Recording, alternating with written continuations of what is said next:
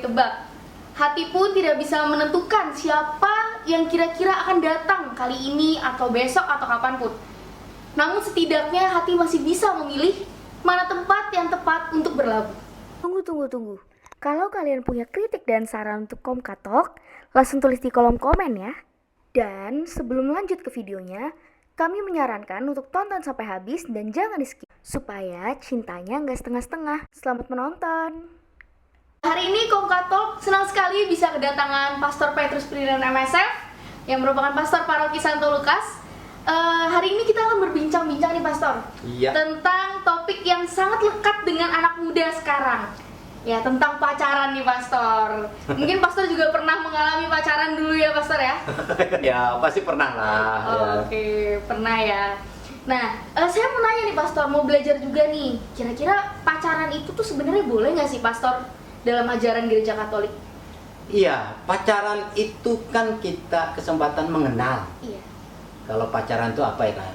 Pasangan bicara. Oke, pasangan Pacar ya iya, kan? Pasangan bicara artinya memang ya wajar lah, kita kan ingin kenalan, namamu siapa, ya kan, kamu asalnya dari mana, kamu anaknya siapa, saudaramu berapa, hobimu apa, senangnya apa, itu namanya pacaran. Jadi kita menggali pribadi seseorang, ya. Jadi menurut saya, ya pacaran itu ya wajib lah. Tiba-tiba kita kenal langsung nikah kan, kita nggak kenal orang ini siapa, bapaknya siapa. Jadi menurut saya sebagai anak juga Katolik juga tidak melarang pacaran. Justru pacaran itu diharapkan kesempatan kita mengenal pasangan kita secara sempurna, walaupun tidak mungkin sempurna juga, kan?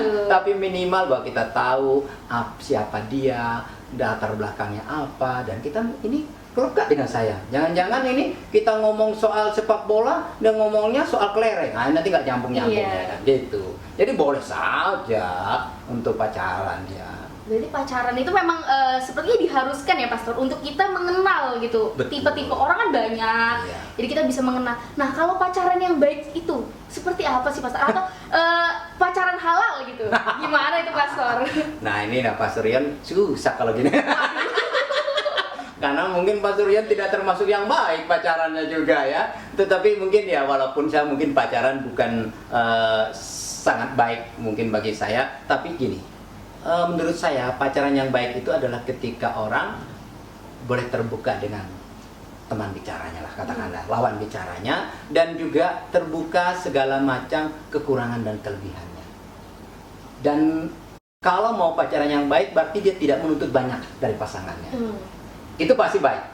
Ya, kalau dia itu tidak menuntut ini, tidak minta itu, tidak ini, itu pasti baik. Jadi carilah pasangan yang memang tidak banyak tuntutan lah.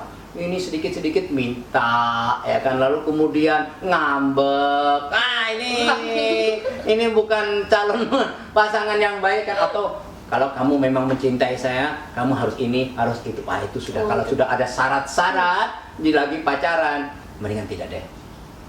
Mendingan tidak. Karena kalau saya, katakanlah, saya mencintai seseorang dan dia mencintai saya, pasti dia menjaga saya, toh? Iya, benar. Ya enggak? Benar sekali Mas. Ya kan? Iya. Enggak mungkin dia merusak kita kan? Iya. Karena pasti dia akan setia kepada kita. Dia akan mengatakan, oke, kita jaga ya sama-sama ya. Iya. Gitu, berarti itu baik. Ya. Atau kita nabung sama-sama ya. Kalau hari-harinya dia minta pulsa, wah ini repot ini. Ada sesuatu. Ada sesuatu, tapi intinya bahwa kita itu harus saling percaya, saling meneguhkan, saling menguatkan, dan tidak menjerumuskan satu dengan yang lain. Saling menjaga itu paling penting menurut saya. Itu pacaran yang ya pasti baik lah. Pasti baik. Oke. Nah, tadi Pastor ada mengatakan tentang terbuka satu sama lain Pastor. Kira-kira sebenarnya apakah di waktu pacaran ini emang adalah waktu yang tepat untuk kita saling terbuka banget, atau sepertinya kapan sih Pastor kita harus terbuka dengan pasangan? Iya, kan terbuka kita kan, katakanlah dia tanya umpamanya, kita harus jujur, kita ini kerja apa? Kemudian latar belakang keluargaku, lalu sifat saya, ya kan? Kan semuanya harus diungkapkan. Jangan-jangan dia nggak memahami kita, ternyata kamu sifatnya penyemburu. Wah, yang cowok kamu juga penyemburu. Ini kan repot. Jadi memang terbuka dalam hal ini bahwa kita terbuka pribadi kita supaya yang satu bisa menerima. Dia menerima nggak kita? Kalau dia memang mencintai kita, mengasihi, dia akan menerima segala kekurangan kelebihan kita. Jadi kita nggak bisa menutup-nutupi terus diri kita, nanti waktu sudah nikah lah. Itu nanti terlambat, ya kan? Karena kita ingin, ya kalau ada bahasanya itu, tidak membeli kucing dalam karung.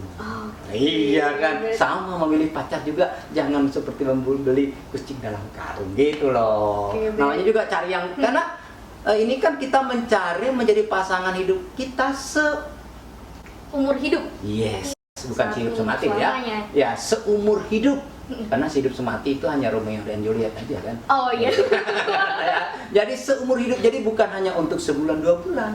Jadi mau tidak mau masa pacaran adalah kesempatan kita mengenal pasangan kita secara utuh. Dan kita harus terbuka. Menurut saya itu. Berarti kunci untuk pacaran yang benar, yang halal dan sehat itu harus terbuka, jujur satu sama lain, Betul. saling menjaga, Ya. gitu ya Pastor ya. Iya. Oke. Kalau itu bisa, lanjutkan saja. Oh, siap, lanjutkan saja. Iya, kalau tidak nggak usah. Nah Pastor, ada nggak sih batasan usianya sebenarnya kalau dalam ajaran Katolik itu? Iya, kalau dulu sih kita kan termasuk ibu kandung saya itu menikah kan kelas 2 SMP. Kelas 2 SMP itu kan umur 15 tahun. Tapi kan waktu dulu. Kalau sekarang kan kalau nggak salah 18 ya untuk cewek ya. Pokoknya harus di atas 17 lah minimal ya kan. Sekarang sesuai dengan sipil. Tapi kalau dulu gereja Katolik bisa mengizinkan 15. Tapi sekarang kan kita ikut sipil. Kenapa harus usia 18-20 supaya orang itu dewasa? Secara emosi juga biasa, secara mental juga biasa, dan biasanya sudah mulai mapan lah. Iya kan. Siapa yang mau sengsara? Iya. Itu hanya menikah film sengsara. itu hanya waktu filmnya Rano Karno dan Lia Kandau ya kan. Gubuk derita, sepering berdua. Siapa yang mau sepanjang hidup begitu? Nggak ada kan? Iya. Makan tuh cinta saja nggak bisa.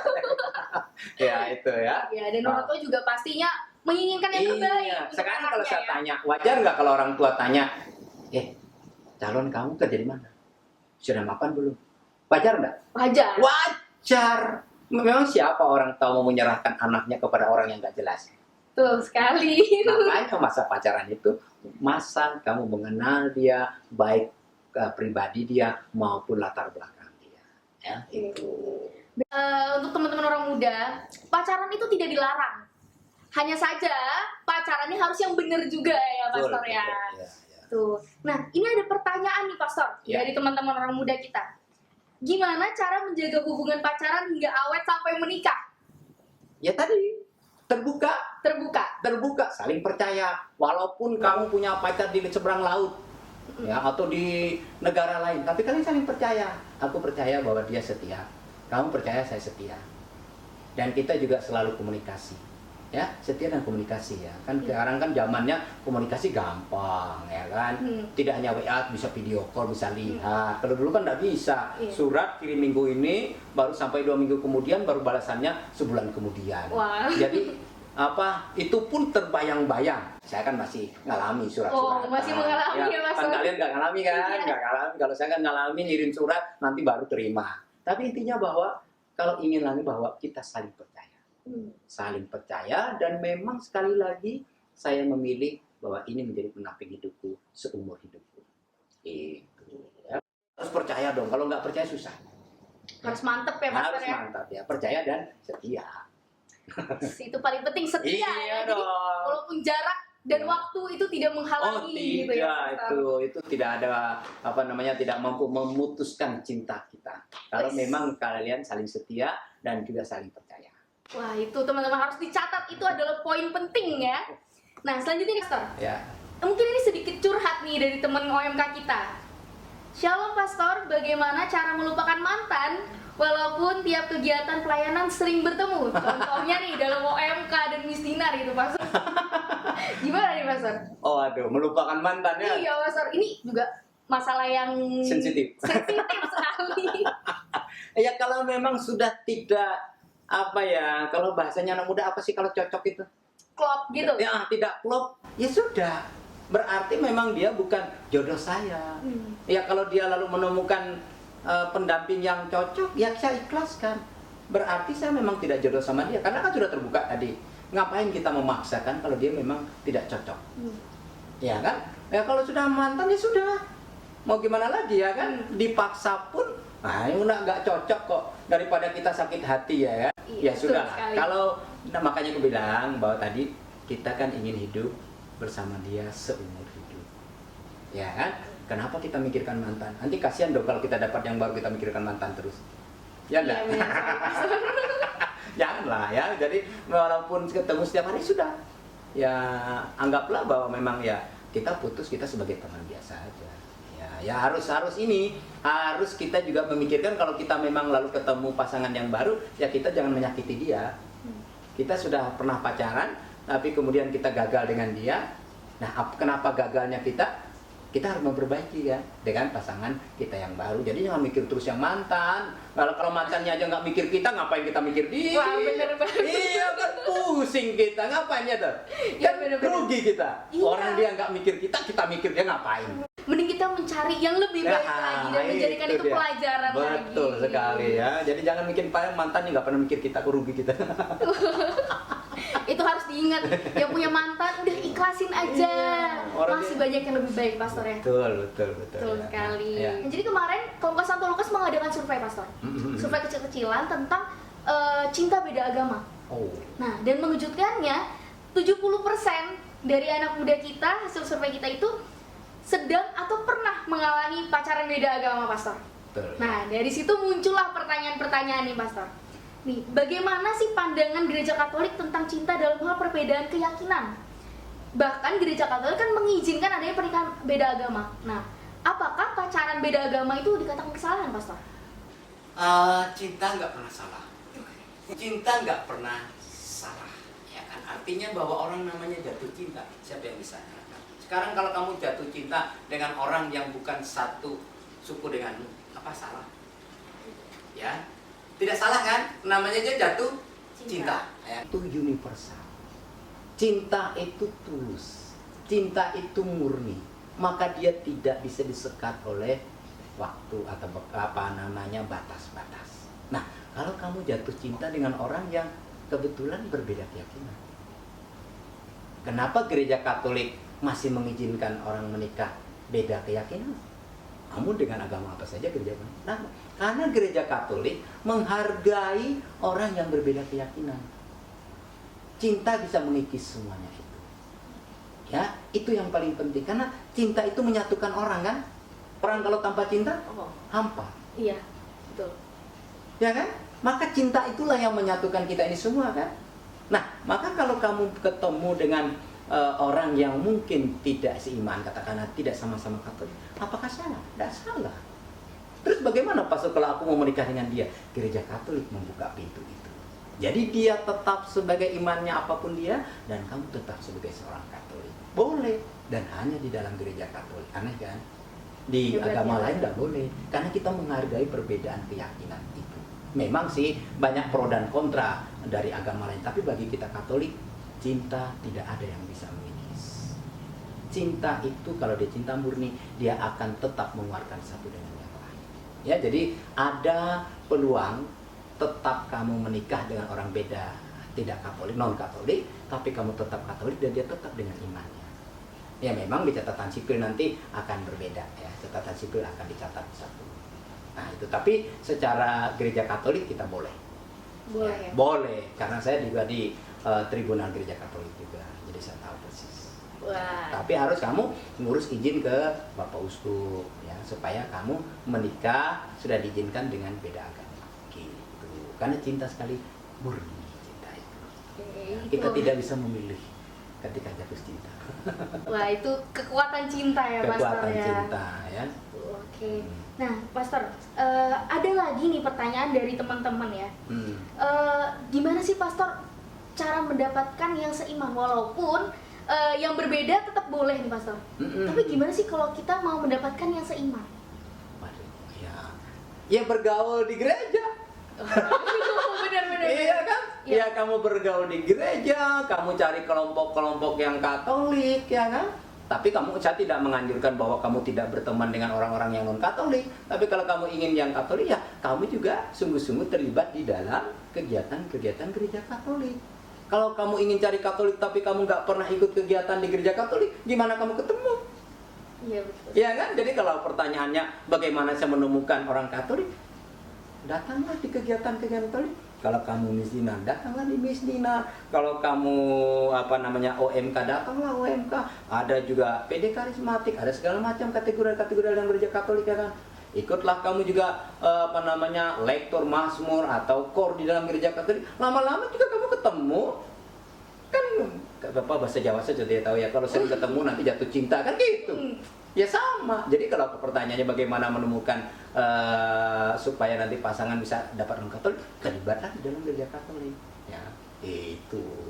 Oke. Berarti mau seiman ataupun tidak seiman, itu yang paling penting adalah ketulusan cinta itu sendiri ya, Pastor. Itu paling penting. Ya, belum tentu kita seiman juga tulus.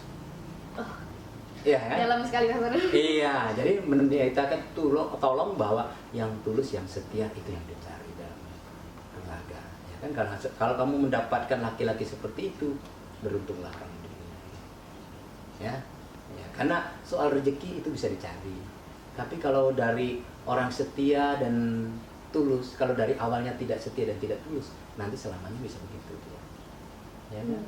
Kalau kamu mencari rezeki masih bisa usaha kalian berdua. Tapi kalau sejak awal dia sudah pembohong, dia sudah banyak selingkuhannya, susah nih. Gitu. Tuh, oke. Nah, kalau saya pribadi nih, Pastor, mau nanya nih, Pastor.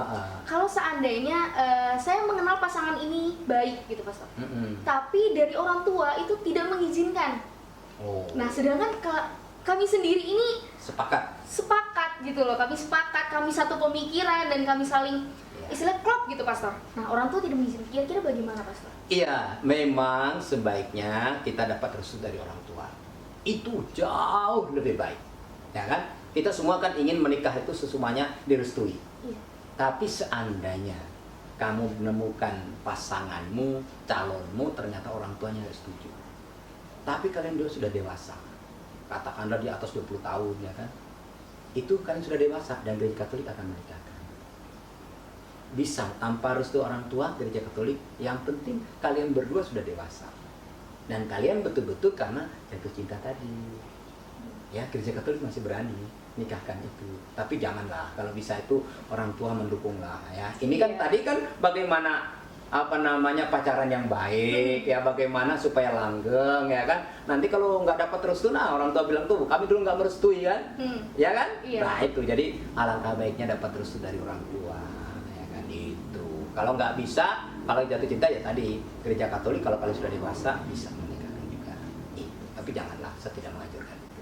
Oke, itulah tadi kekuatan cinta ya, Pastor. Dari semua ini banyak sekali yang kita dapatkan pelajaran ya, Pastor. Untuk hari ini saya pribadi juga mendapatkan banyak sekali pacaran kan jadi salah ngomong saya. Banyak sekali pelajaran gitu. Saking saya tuh terpukau mendengar ajaran Pastor gitu hari ini ya. Terima kasih, Pastor, atas Sama-sama waktunya hari ini. ya. Semoga untuk teman-teman orang muda kita dimanapun kalian berada, yang nonton video ini bisa mendapatkan banyak sekali manfaat dari video ini. Dan tentunya kita berharap juga untuk teman-teman bisa mendapatkan pasangan yang baik tentunya, Pastor ya. Ya. Oke, sampai jumpa di video selanjutnya. Jangan lupa di like, komen, dan subscribe. Terima kasih. Terima kasih.